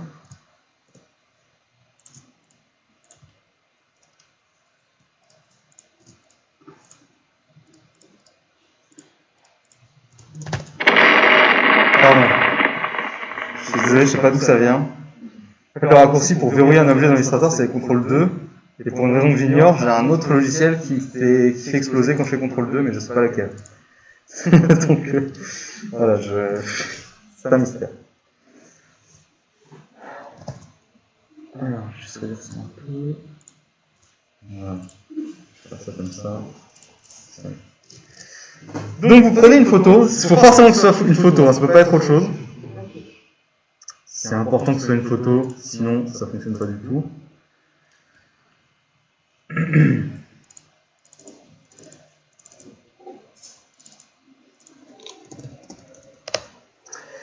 Et l'idée, ça va être de servir de cette photo pour tout redessiner dans Illustrator. Alors, bien entendu, vous n'allez pas faire ça au pixel près. Le but, c'est de repérer des zones, d'accord, de redessiner ces zones, par exemple avec la plume, mais aussi éventuellement avec l'outil cercle, l'outil ellipse, ce genre de choses, d'accord. Vous allez dessiner comme ça, petit à petit, tous les objets qui composent votre illustration. Ça. Et en organisant bien vos documents, vous devriez arriver à un résultat qui ressemble à votre original, mais en vectoriel. Donc en fait, vous allez commencer par dessiner des formes. Je vais simplifier un peu le truc ici en m'arrêtant ici.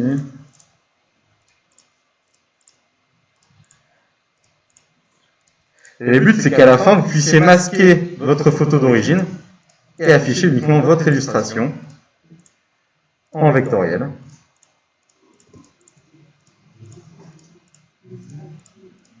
One Splash, c'est pas grandiose, mais ça peut faire l'affaire. Je vais faire ça, je m'arrête. Ça dépend de mon client, parce que des fois, on a besoin de photos avec qu'on puisse exploiter de manière commerciale. Donc dans ce cas-là, il faut utiliser des photos de stock, style Shutterstock, Adobe Stock, enfin il y en a tout un tas. Mais tout ce qui est vectoriel, après il y a des trucs gratuits et des trucs moins gratuits. Il y a Fat Icon, il y a FreePic, ce genre de choses. Donc voilà, le but c'est de tout dessiner, de pouvoir à la fin masquer votre objet d'origine, votre photo d'origine, et d'avoir une belle illustration d'animal complètement vectorielle. D'accord ?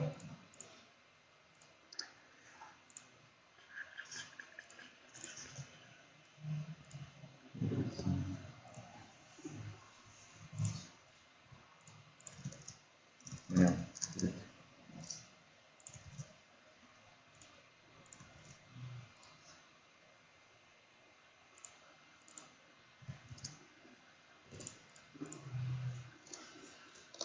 Normalement, on a vu tout ce qui est nécessaire pour la réalisation de cet exercice. Normalement, il n'y a rien de compliqué. Vous faites avec vos capacités.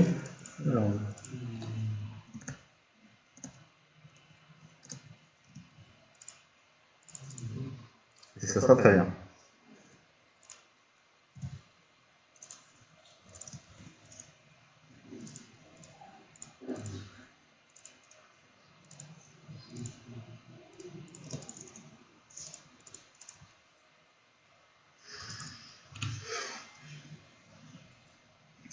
Donc, si vous avez une photo d'un animal en entier, ne faites par exemple que la tête, ça peut suffire largement.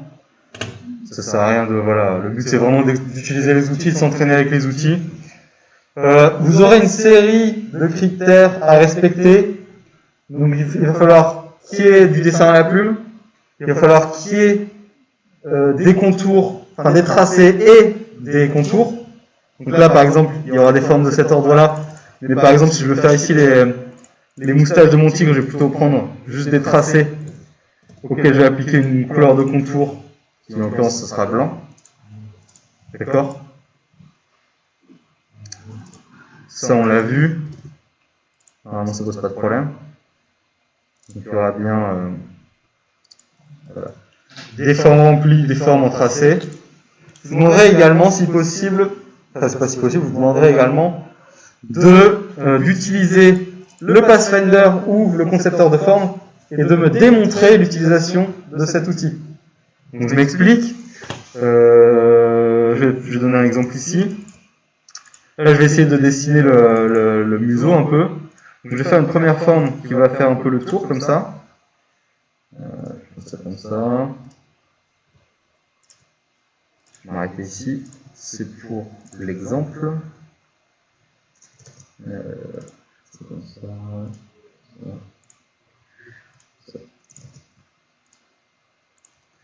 J'ai une première forme que je vais dessiner comme ça, et je vais avoir une deuxième forme que je vais dessiner un peu comme ça.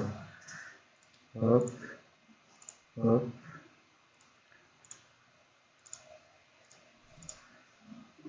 Je fais un truc comme ça. Et là, je sais que je vais utiliser un Pathfinder ou un concepteur de forme, donc je vais dépasser exprès. En fait, ce que je vais faire, c'est que je vais dupliquer cet objet. D'accord.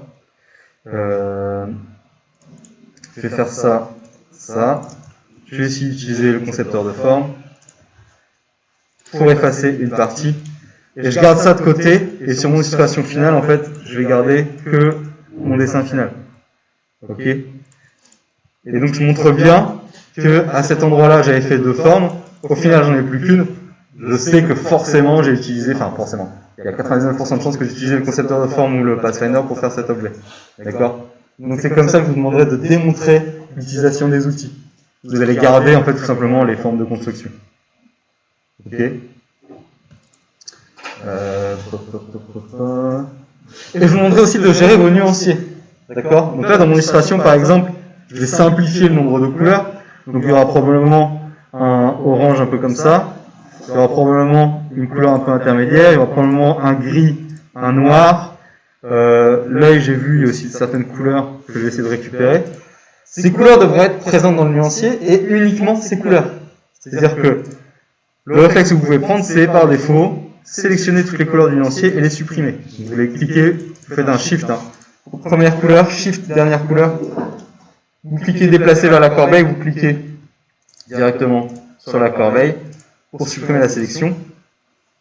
Et dans votre document, vous allez juste glisser-déposer toutes les couleurs que vous allez utiliser dans votre nuancier. Et en fait, de manière instantanée, je vais pouvoir voir les couleurs qui sont vraiment utilisées dans votre nuancier, parce qu'en fait, voilà. Vous voyez que là, j'ai mis mon dégradé dans le nuancier, j'ai mis mon orange dans le nuancier. Quand je vais cliquer sur les objets en question, la couleur dans le nuancier va se mettre en surbrillance. Là, j'ai cliqué sur l'orange s'est mis en surbrillance, je clique sur le dégradé se met en surbrillance. Je clique sur le noir se met en surbrillance. Et donc comme ça, je vais voir instantanément, je vais cliquer dans votre document, et je vais voir si ce sont les bonnes couleurs que vous avez placées dans votre nuancier. D'accord? C'est vraiment très simple. L'utilisation, le nuancier, il n'y a aucun piège. Donc utilisez-le correctement. Comme ça.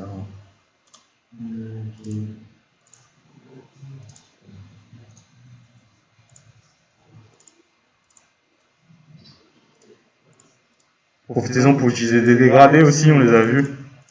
Ça fait pas de mal. Ça peut être sympa à certains endroits.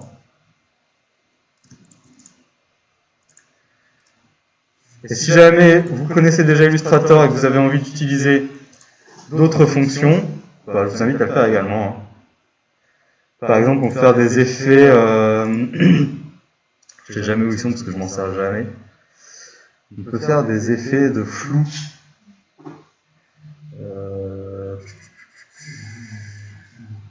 Atténuation. Voilà, c'est ça que je cherche. Flou gaussien. Flou pixels. Voilà. Là, j'ai fait un petit contour flou, par exemple. Voilà, ça fait un effet de reflet. C'est pas trop mal. Dans l'œil. Ça, c'est à vous de voir. Rien d'obligatoire à ce niveau-là. Mais amusez-vous à rechercher. Ça peut être rigolo de faire des choses.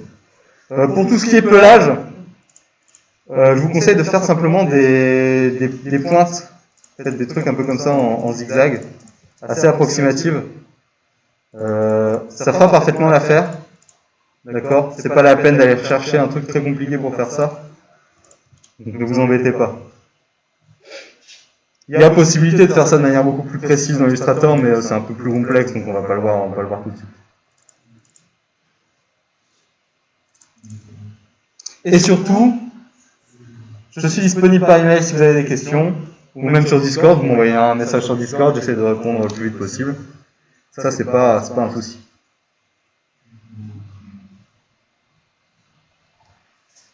Quand on ouvre le nuancier de manière classique, forcément, il y a toutes les couleurs qui se mettent comme vous l'avez exprimé tout à l'heure. Alors ça, c'est si tu as fait un nouveau document depuis la fenêtre d'Illustrator, si tu as fait un nouveau fichier, peu importe le nouveau fichier, par défaut, le nuancier est rempli. Si, par exemple, tu ouvres une image dans Illustrator, ce qui est possible, là, j'ouvre directement le JPEG dans Illustrator, mon nuancier est complètement vide. D'accord. Ok, alors. Comment? On est quoi? L'énoncé. Vous, pour votre document, il faut qu'il soit, qu'il contienne les couleurs de votre document. Et pour qu'il y soit directement, comment on ouvre. Il faut juste faire un nouveau fichier. Tu fais fichier nouveau, ou CTRL N ou commande N. Tu fais fichier nouveau. Tu fais un nouveau fichier, peu importe sa taille, peu importe quoi que ce soit. Par défaut, il va contenir un nuancier avec plein de couleurs.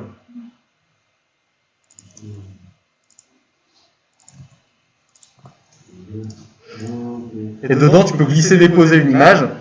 Ça va pas toucher au nuancier, tu vois, et ça fera le même effet que si tu l'ouvrais directement dans Illustrator. Et donc ça, j'en avais parlé la fois dernière. L'idéal, c'est cette image, c'est de la verrouiller. Donc soit dans la fenêtre de calque, soit dans Objet verrouillé, sélection, ce qui permet qu'elle soit plus sélectionnable et que vous ne soyez pas embêté pour dessiner par devant quand vous allez sélectionner des objets, etc. Donc ça, verrouiller, mais c'est pareil, c'est dans la vidéo du cours, normalement. Vous verrez.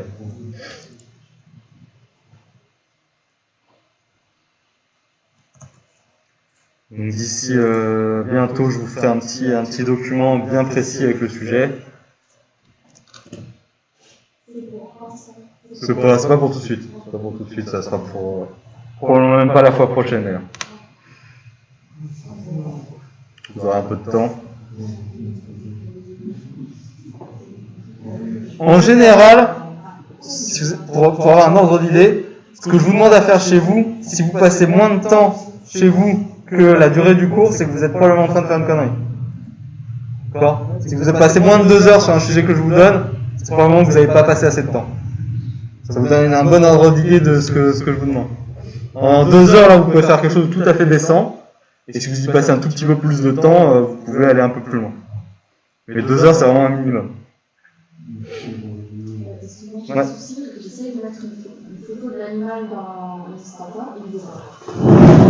C'est quel format de fichier ta photo? Je sais pas, c'est une photo, c'est un JPEG, ouais. Et ça fait ça à chaque fois. Je fais ouvrir tout et je sais pas. Je le mets dedans, d'habitude ça marche, je sais pas. Là, je sais pas. Machin, je sais pas. Et enregistré où ton fichier? Là, dans le dossier Illustrator, Tu l'as enregistré où cette image? c'est sur mon PC, mais c'était une photo de mon téléphone. Alors ouvre-la avec Photoshop pour voir. C'est là. Donc tu fais un clic droit normalement sur l'image et ouvrir avec Photoshop sur un PC. On va voir si c'est le bon format de fichier en fait. Si c'est un PNG qui a été renommé par exemple, il faut poser le Ah non, c'est pas un PNG, c'est mon téléphone. Ok. Donc tu sais, CTRL A, copier-coller. CTRL C. CTRL C maintenant. C'est collé dans l'Illustrator. Voilà. Je sais pas à quoi c'est dû. C'est peut-être encodé d'une manière particulière dans sa machine, mais en tout cas. Merci.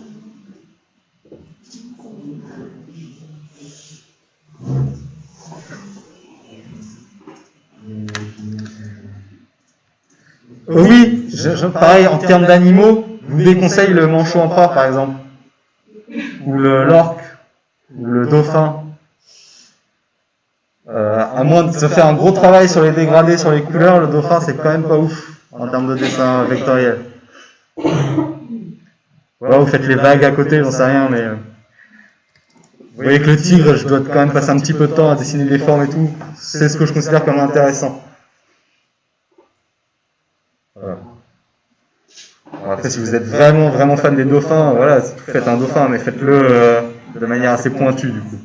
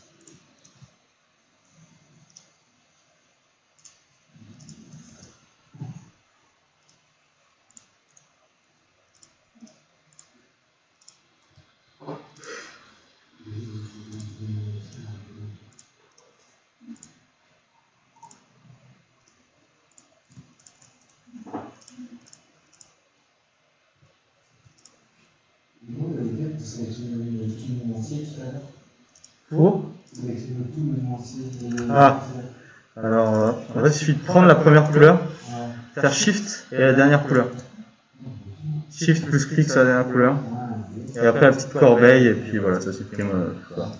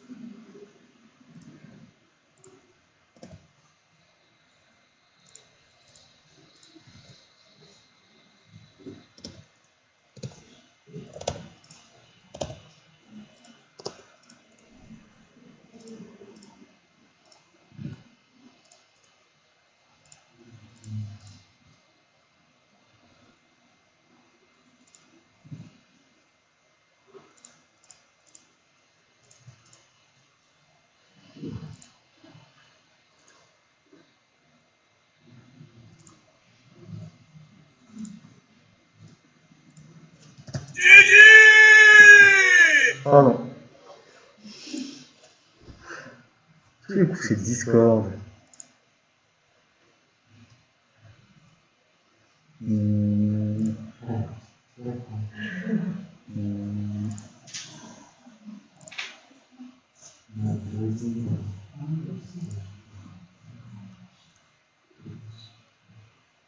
Faut arrêter de faire des raccourcis, je crois.